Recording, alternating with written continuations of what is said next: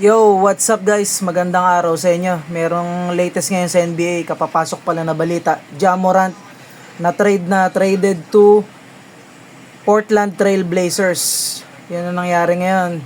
Ito, sasabihin ko sa inyo ang mga detalye.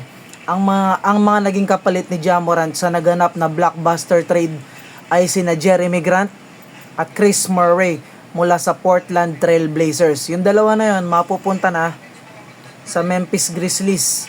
Naipasa si Ja Morant ng Memphis Grizzlies patungo ng Portland Trail Blazers kapalit ng dalawang forward player na ito. Jeremy Grant, isang 32 anyos na veteran forward na nag-a-average ng 18.6 points kada laro nitong nakaraang season. Chris Murray, isang 25 anyos na batang forward na kinuha noong 2023 NBA draft. Karagdagang detalye sa Memphis at Portland trade. Dahil sa trade na ito, tuluyan ng hinarap ng Grizzlies ang bagong era ng kanilang total reset o rebuild na pamumunuan ng kanilang number 3 pick na si Cameron Boozer. Para naman sa Portland, makakasama ni Morant sa kanilang backcourt si Damian Lillard, Drew Holiday at Deni Avdija. Yan ang mga nangyari. Ang una nagbalita niyan ay si Shams Charania. Siya ngayon yung mga nakakaalam ng mga kaganapan ng NBA. Isa itong reliable source, si Shams Charania. Ito pa.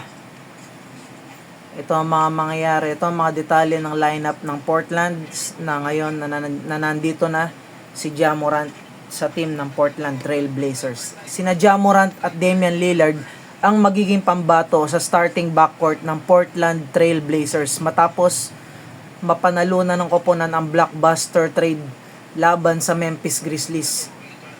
Detalye ng blockbuster trade.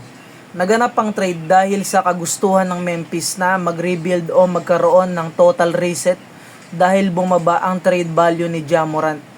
Dala ng kanyang mga injuries at off-court issues, nakuha siya ng Portland ng walang kalakip na draft picks.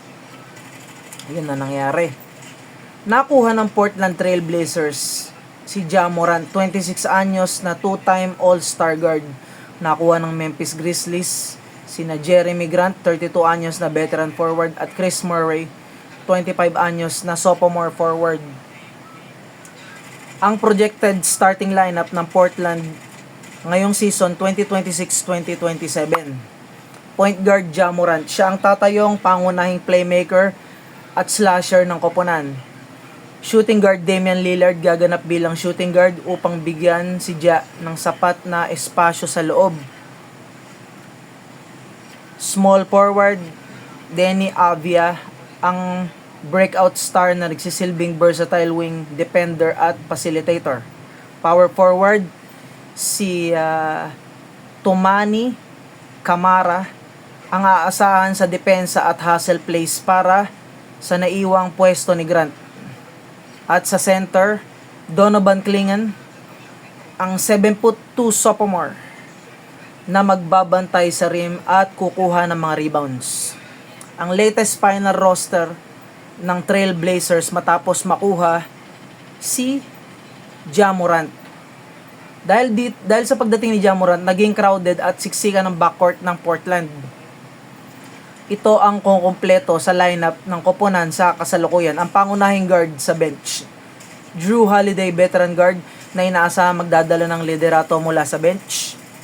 Scoot Henderson, bansag na future star na magiging rotation guard muna. Si Shaedon Sharpe, explosive scorer na pwedeng maging 6-man ng koponan. Makakatulong sa wing at big. Matthias Thybulle, lockdown with defender. Robert Williams III, big man sa ilalim na katuwang ni Clingan. Yang Hansen, batang center mula sa China. Two-way contract players si Caleb Love at Jason Kent at Chris Youngblood. Ibig sabihin two-way contract, pwede maglaro to sa NBA G League. Yan ang mga nila ngayon, ang mga lineup nila ngayon, at napaganda nga kasi nga itong si Ja Morant explosive at mabilis at makakatulong sa kanilang opensa. God bless you all. Peace out.